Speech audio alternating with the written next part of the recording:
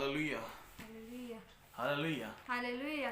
सो परमेश्वर का धन्यवाद करते हैं कि सच में खुदा महान है और बाइबल में ऐसा लिखा है कि उसकी महानता अपने लोगों के जीवन में प्रतिदिन नई पाई जाती है। His grace is new for every time, in every moment. उसका अनुग्रह उसके लोगों के जीवनों में प्रतिदिन नया पाया जाता है। मेरे प्रियो, पौलुस कहता है कि उसका अनुग्रह मेरे लिए काफ़ी है।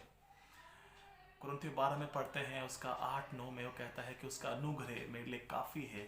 आपको मालूम है पौलुस क्यों कहता है कि उसका अनुग्रह, खुदा का अनुग्रह हमारे लिए काफ़ी क्यों है? क्योंकि लिखा है कि जब कभी हम निर्बल होते हैं, जब कभी हम अंदर से टूट जाते हैं, जब कभी हमारा जीवन में हमें ऐसा लगता है कि अब कहीं से रास्ता बंद हो चुका है, कोई भी रास्ता खुला नहीं है, तब खुदा खुदा हमारे जीवन में आकर कहता है कि मत डर, क्योंकि मैं तेरे साथ हूँ, क्योंकि मेरा अनुग्रह तेरे लिए पर्याप्त है और मेरी सामर्थ तेरी निर्बलताओं में सिद्ध पाई जाती है। क्योंकि उसकी सामर्थ हमारी कमजोरी में, हमारी निर्बलता में सिद्ध पाई जाती है। और पौलुस कहता है कि मैं बड़े ही मैं जब कमज़ोर पाया जाता हूँ, मैं तभी मैं बलवंत होता हूँ। क्योंकि हमें मालूम है कि जब हम कमज़ोर पाए जाते हैं, तब परमेश्वर की सामर्थ हम में, मुझ में सिद्ध पाई जाती है। हालेलुया। हालेलुया।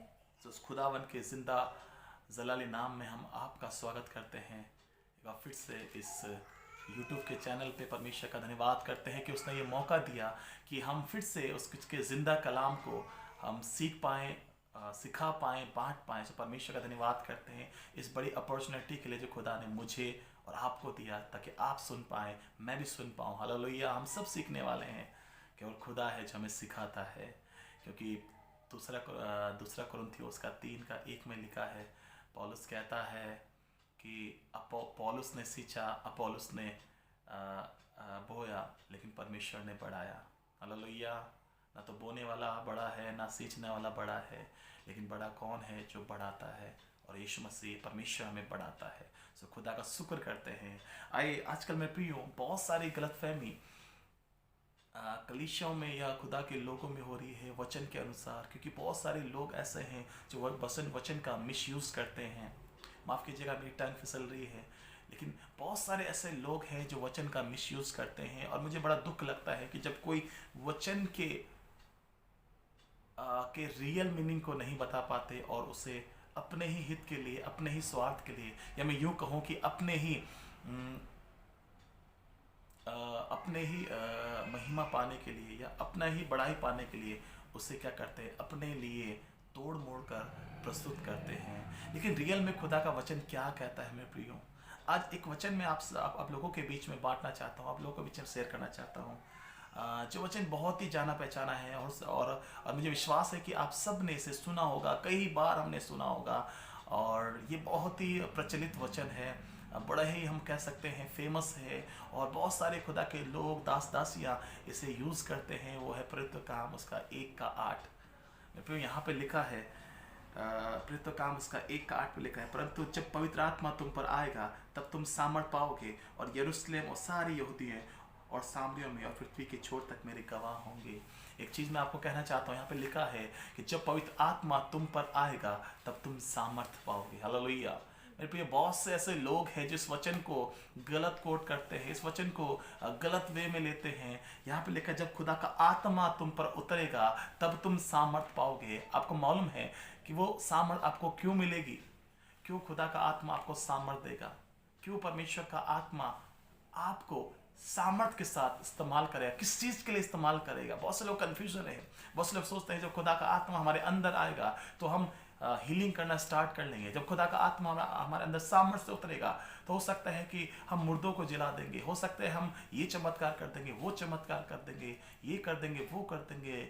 बहुत सारी बातें वो सोचते होंगे। लेकिन अगर हम बाइबल को ठीक से पढ़ेंगे, अगर हम बाइबल का कॉन्टेक्स्ट जानेंगे और सही से हम उसे रीड करेंगे, तो उसके नीचे लिखा है, जब खुदा का आत्मा सामर्थ से उतरेगा, जब परमेश्वर का आत्मा, पवित्र आत्मा तुम पर उतरेगा, तब तुम सामर्थ पाओगे। और सामर्थ पाके तुम क्या करोगे मेरे प्रियो? वहाँ लिखा है, मेरे गवाह ठहरोगे। हालेलुया। वहाँ साफ लिखा है कि तुम मेरे गवाह ठहरोगे। मैं प्रियो, मैं इसके अगेंस्ट नहीं हूँ, मैं इसके खिलाफ नहीं हूँ। मुझे मालूम है खुदा चंगाई देता है, खुदा दया करता है इसलिए चंगाई देता है। मुझे मालूम है परमेश्वर ने मुर्दे जिलाए हैं, लेकिन मैं प्रियो उसका उद्देश्य केवल चंगाई नहीं है। वो इस संसार में केवल इसलिए नहीं आया कि हमें चंगाई दे, केवल उसका उद्देश्य ये नहीं था कि मुर्दों को जिलाए, केवल उसका उद्देश्य ये नहीं था कि कोड़ियों को शुद्ध करे। उसका उद्देश्य इस संसार पर आना केवल ये था कि वो हमें परमेश्वर के राज्य तक पहुंचा सके, ताकि हम खुदा के राज्य में, खुदा के घर अर्थात स्वर्ग में प्रवेश कर सके। उसका यही केवल उद्देश्य था। इसलिए तो उसने हमारे गुनाहों को अपने ऊपर ले लिया। पौलुस कहता है कि वो आप पापी बन बैठा और हमारे गुनाहों को उठा लिया, और जो सजा, जो पनिशमेंट हमें मिलनी चाहिए थी, वो हमारे यीशु मसीह ने ले ली क्रूस की मृत्यु के द्वारा। और लिखा है कि उसने हमें अपनी धार्मिकता दे दी। अब हम उसके लहू के द्वारा, उसके बलिदान के द्वारा धर्मी ठहराए जाते। मेरे प्रियो, यहाँ पे लिखा है कि जब पवित्र आत्मा तुम पर उतरेगा तब तुम सामर्थ पाओगे, और सामर्थ पाकर मेरे गवाह ठहरोगे। पहले यरूशलेम में, फिर यहूदियों में और सामरियों में, और लास्ट में पृथ्वी के छोर तक। केवल बहुत सी बार ऐसा होता है कि परमेश्वर के वचन को, ये परमेश्वर की योजनाओं को जो हमारे जीवन में बनाता है, कभी कभार हम उसे भूल जाते हैं और गलत डायरेक्शन में हम काम करना स्टार्ट कर लेते हैं मेरे प्रियो। लेकिन बाइबल का परमेश्वर का जो इंटेंशन है वो बिल्कुल क्लियर है। बाइबल का परमेश्वर की जो इच्छा है हमारे लिए वो बिल्कुल क्लियर है। जो एक जगह यीशु मसीह कहता है, जब चेलों ने यीशु मसीह से कहा कि हे मेरे स्वामी भोजन कर, पता है उसने क्या कहा? वहाँ लिखा है कि उसने कहा, यूहन्ना में लिखा, उसने कहा कि मेरा भोजन ये है कि मैं अपने भेजने वाले की इच्छा को पूरी करूं। मेरे प्रियो, पवित्र आत्मा हमें इसलिए दिया गया है कि ताकि वो हमें बोलने की सामर्थ्य दे, और जब हम बोले तो उसकी महिमा करें। और लिखा है उसके गवाह ठहरेंगे। हम कैसे उसके गवाह ठहर पाएंगे? जब हम प्रेरित काम उसका 2 अध्याय पढ़ते हैं तो वहाँ पर इस प्रकार से लिखा है कि जो चेले थे यीशु मसीह के स्वर्गरोहण होने के बाद, जो चेले थे बड़े ही डर चुके थे। उन्हें डर लगता था कि खुदा के वचन को कैसे बांट पाए, उन्हें डर लगता था कि परमेश्वर के वचन को कैसे शेयर कर पाए, क्योंकि उन्हें डर था कि विरोधी आकर उन्हें पकड़ लेंगे, बंदी गृह में डाल देंगे, मारेंगे, कूटेंगे, पीटेंगे, बड़े ही बाधा डालेंगे। उन्हें बहुत कुछ सहना पड़ता था। वो डर चुके थे कि जब तक यीशु मसीह उनके साथ थे तो वो निडर थे, लेकिन जब यीशु मसीह स्वर्ग उठा लिए गए, भाई में ऐसा लिखा है कि वो क्या हो गए? डर के मारे एक जगह बैठ गए। फिर तो काम 2:1 में पढ़ते हैं कि पेंतिकुस्त का दिन आया और वो चेले सब के सब बैठे हुए थे। मैं इसे ऐसे पढ़ता हूँ कि चेले एक साथ इकट्ठे हुए और खुदा के वचन को रिमेंबर करने लगे, स्मरण करने लगे। और मैं सोचता हूँ ऐसे कह रहे होंगे कि खुदा ने वायदा किया है कि मैं तुम्हें सहायक दूंगा कि जो तुम्हारी मदद करेगा। मैं सोचता हूँ कि उन्होंने जब ये बातें वो कर रहे थे, या ये वचनों को जब वो मनन कर रहे थे, या खुदा के कलाम को जब वो पढ़ रहे थे, इकट्ठा होकर पढ़ रहे थे, लिखा है बाइबल लिखा है कि तुरंत एकाएक फूडोल हुआ। बाइबल लिखा है कि पवित्र आत्मा उन पर उतरा और बड़े ही सामर्थ्य से उतरा। लिखा है कि उनकी जीभ आग से फटने लगी और वो अन्य अन्य भाषाएं बोलने लगे। जिसे आत्मा ने बोलने की सामर्थ्य दी, वो बोल उठे। मैं आपको सिर्फ यही बताना मांगता हूं कि खुदा का आत्मा हमें इसलिए नहीं मिला है कि हम हमारी शरीर की चिंता करें या हम संसारिक चिंताओं में फंस जाएं। प्रियो, खुदा का आत्मा हमें इसलिए दिया गया है ताकि वो पिता की बातों को हम तक पहुंचा सके, और जो पिता ने हमारे लिए रास्ता या मार्ग तैयार किया है उस मार्ग पर उसके वचन के अनुसार हम चल सके। इसलिए हमें परमेश्वर का आत्मा दिया गया है। इसलिए तो लिखा है, साफ लिखा है, इस परमेश्वर का वचन कहता है प्रेरितों 1:8 में कि जब पवित्र आत्मा तुम पर उतरेगा तब तुम सामर्थ पाओगे, और उस सामर्थ को जब तुम पाओगे तब तुम मेरे गवाह ठहरोगे।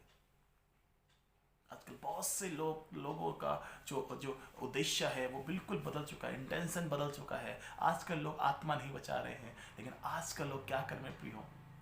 आजकल के जो लोग हैं, आजकल के हमारे मसीह भाई बहन गलत शिक्षाओं पर अपने काम को कर रहे हैं, गलत बातों की ओर बढ़ रहे हैं। आजकल हम देखते हैं कि पूरे वर्ल्ड भर में सिर्फ एक ही चीज चल रही है, वो है healing, healing, miracle, healing, miracle, healing. जहां भी देखो, जहां भी दृष्टि करो, वहां से मिरेकल या हीलिंग, मिरेकल या हीलिंग, यही दो चीज दिखाई पड़ती है। कहीं भी खुदा का कलाम नहीं है, कहीं भी परमेश्वर की इच्छा पूरी नहीं हो रही है। उन्हें ऐसा लगता है कि शायद यही परमेश्वर की इच्छा है मेरे प्रियो, लेकिन बाइबल चेतावनी देकर कहती है कि अंत के समय में ऐसा होगा कि झूठे भविष्यवक्ता उठ खड़े होंगे, और लिखा है कि शैतान उन्हें इस्तेमाल करेगा, और शैतान ऐसा करेगा कि खुद स्वर्गदूत का रूप धारण कर देगा, और हो सके तो चुने हुओं को भी भरमा दिया जाएगा। देखते हैं कि खुदा का काम एक तरफ जोरों शोरों से हो रहा है और दूसरी तरफ शैतान का काम भी बरोबर हो रहा है मेरे प्रियो। हमें सचेत रहना है, हमें अलर्ट रहना है कि हम क्या सुन रहे हैं, किसके द्वारा सुन रहे हैं, क्या पढ़ रहे हैं, क्या हम बातें कर रहे हैं, और क्या चीज़ है जो हमें करनी चाहिए, क्या है जो हमें सुननी चाहिए, क्या है जो हमें नहीं सुननी चाहिए, कौन सी बातें हैं, कौन सी संगति है जहाँ हमें बैठना चाहिए, कौन सी संगति है जहाँ हमें नहीं बैठना चाहिए, कौन सी मंडली में हमें खड़े रहना चाहिए, कौन सी मंडली में हमें खड़े नहीं रहना चाहिए। बहुत सारी बातों का हमें ध्यान देना है। यहाँ पे साफ लिखा है कि जब खुदा का आत्मा लोगों पर उतरा, लिखा वो लोग चुप नहीं बैठे, लेकिन सबसे पहले पतरस और यूहन्ना निकल गए मंदिर में प्रचार करने के लिए। मेरे प्रियो, मैं आपको यही बताना मांगता हूँ कि परमेश्वर का आत्मा हमें इसलिए मिला है ताकि हम उसके गवाह ठहर सके, ताकि हम उसके बारे में लोगों को बता सके। हम देखते हैं कि हम क्रिसमस के सीज़न में चल रहे हैं, हम क्रिसमस के महीने में हैं, क्रिसमस के दिनों में चल रहे हैं। हमें मालूम है आज से 3 दिन के बाद क्रिसमस आने वाला है, लेकिन मेरे प्रियो, मैं आपको एक बात बताना मांगता हूँ कि अगर आप इस क्रिसमस में सच में खुदावंद को, यीशु मसीह को गिफ्ट देना चाहते हो, तो आत्माओं को बचाओ, उसके वचन का प्रचार करो। सबसे बड़ा गिफ्ट यही होगा कि जब यीशु मसीह का जन्मदिन आएगा और परमेश्वर के पास जाओगे, उसे कहो खुदावन मैंने तेरे लिए एक गिफ्ट तैयार किया है, वो है आत्मा का गिफ्ट। उस खुदा के लिए आत्मा बचाओ, क्योंकि बाइबल में साफ लिखा है कि जब कोई आत्मा स्वर्ग में, जब कोई प्राणी मन फिराता है तो स्वर्ग में जश्न पाया जाता है। पवित्र आत्मा इसलिए नहीं दिया गया है कि हम अपने अनुसार उसे चलाएं, लेकिन पवित्र आत्मा इसलिए दिया गया है कि हम उसका सुनना स्टार्ट कर लें।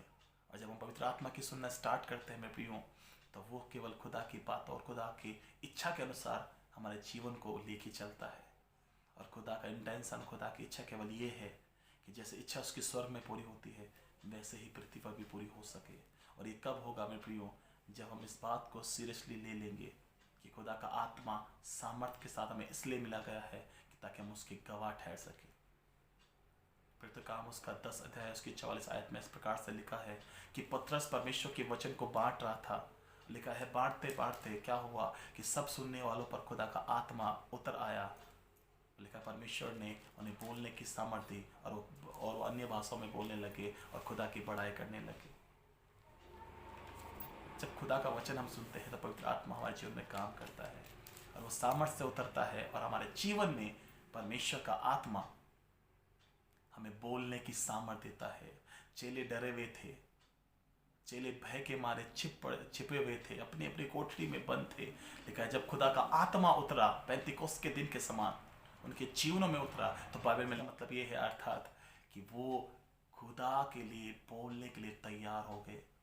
जब खुदा का आत्मा उनके ऊपर उतरा, मैं इस प्रकार से इस वचन को लेता हूँ कि जब खुदा का आत्मा उन 12 चेलों के ऊपर उतरा, तब खुदा की आत्मा ने उन्हें बोलने की सामर्थ्य दे दी। जो अभी तक चुप बैठे हुए थे, जो अभी तक डर के मारे छुपे हुए थे अपने अपने घरों में, जब खुदा का आत्मा उन पर उतरा तो उन्होंने सामर्थ पाई, और जब सामर्थ पाई तो खुदा की आत्मा ने उन्हें बोलने की सामर्थ दी। और वो जब बोलने की सामर्थ लिखा है 3 अध्याय में, वो निकल पड़े मंदिर के, सबसे पहले वो मंदिर की ओर निकल पड़े और वहां प्रचार करने लगे। फिर नहीं डरे कि खुदा तुम्हें तो उसमें लिखा है 1 के 7 में कि परमेश्वर ने हमें भय का नहीं लेकिन सामर्थ की आत्मा दी है। और वो आत्मा पवित्र आत्मा है, खुदा का आत्मा है जो हमें सामर्थ्य देता है, बोलने की सामर्थ्य देता है, खुदा के वचन पर चलने की सामर्थ्य देता है। मैं प्रियो आपको यही वचन बताना मांगता हूँ, यही आपको बात सिखाना चाहता हूँ कि खुदा का आत्मा हमें इसलिए मिला है ताकि हम उसके काम को पूरा कर सकें, ताकि हम उसकी इच्छा को पूरा कर सकें अपने जीवनों में, इस संसार में। मैं और आप इस संसार में इसलिए हैं ताकि हम उसके वचन को पूरा कर सके। एक जैसा लिखा है, you are the ambassador of Lord's kingdom. इसका मतलब है कि तुम परमेश्वर के राजदूत हो। और राजदूत का काम ये होता है कि एक व्यक्ति को दूसरे देश में प्रवेश करना।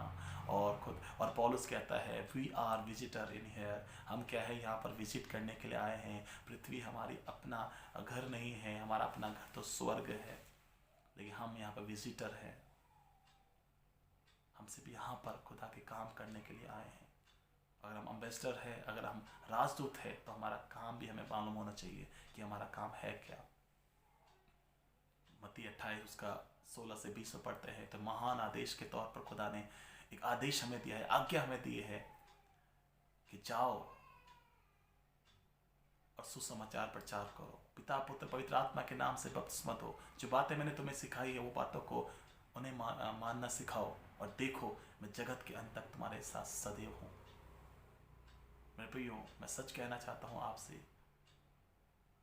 कि जितना भी अभी तक हमने जितने भी हो सकता है गलत विचारों में, गलत चीज़ों में अपना समय बर्बाद किया होगा, ये समय है मेरे प्रियो अपने आप को जांचने का। ये समय है उस परमेश्वर के इंटेंशन को, उस परमेश्वर के इरादे को, उस खुदा के गोल को, उस परमेश्वर के लक्ष्य को अपने जीवन में लेना।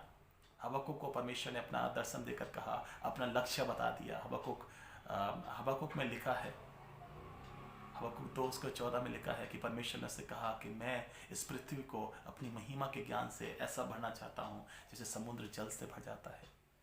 परमेश्वर ने हबक्कुक को अपना दर्शन दिखाया कि मैं क्या चाहता हूँ। महिमा कौन है? यीशु मसीह है। और खुदावन चाहता है कि हर एक जीवन में यीशु मसीह पाए जाए। फिर कहना चाहता हूँ कि खुदा का आत्मा इसलिए नहीं दिया गया है कि हम चंगाई की ओर ध्यान दें, कि हम सामर्थ्य कामों की ओर ध्यान दें। मैं प्रियो, चंगाई गलत नहीं है, खुदा की ओर से है। लेकिन एक चीज़ कहना चाहता हूँ कि चंगाई से बढ़कर ये है कि हम स्वर्ग के जीवन में प्रवेश कर सके। चंगाई हमारे लिए इम्पोर्टेंस नहीं है, वो सिर्फ शरीर के लिए इम्पोर्टेंस है। और बाइबल में ये सबसे कड़वा सच है कि जो इस दुनिया में आया है उसे जाना ज़रूर है, लेकिन परमेश्वर चाहता है कि हम अनंत जीवन पाएं। और अनंत जीवन केवल ये है